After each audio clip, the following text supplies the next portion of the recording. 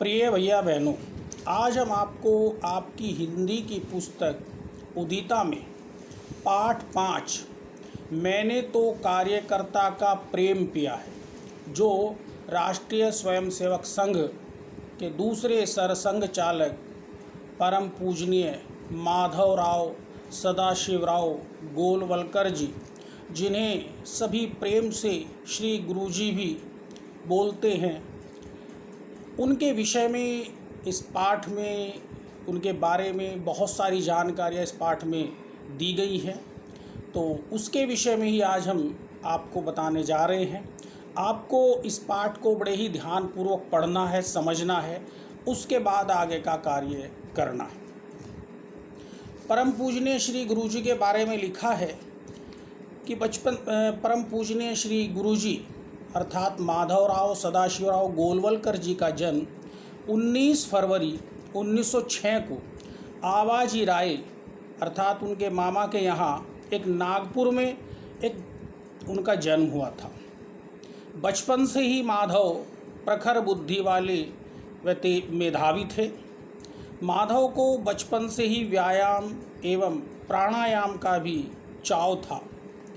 माधव के माता पिता चाहते थे कि उनका बालक नौकरी करे और अपनी गृहस्थी बसाए तथा उनके बुढ़ापे का सहारा बने। माधवराव राष्ट्रीय स्वयंसेवक संघ के तत्कालीन सरकारवाह भैयाजी दाणी के साथ केशवराव बलिराम हेडगेवार जी के संपर्क में आए। श्री गुरुजी आध्यात्म से भी जुड़े थे। उन्होंने सारगाछी में रामकृष्ण परमहंस के शिष्य स्वामी अखंडानंद जी से दीक्षा ली तथा शिष्य के रूप में उनकी बड़ी सेवा की। कार्यकर्ताओं से प्रेम, आत्मीयता और उदारता उनके जीवन का अंग बन गया था। आगे चलकर श्री गुरुजी ने संपूर्ण हिंदू समाज के उत्थान के लिए समाज के विविध क्षेत्रों में उसी विचार को लेकर कार्यकर्ता खड़े किए। इस प्रकार की घटनाओं और जीवन के आदर्श मूल्यों से श्री गुरुजी का संपूर्ण जीवन भरा पड़ा है। 3 जून 1973 को उनका देहावसान हो गया।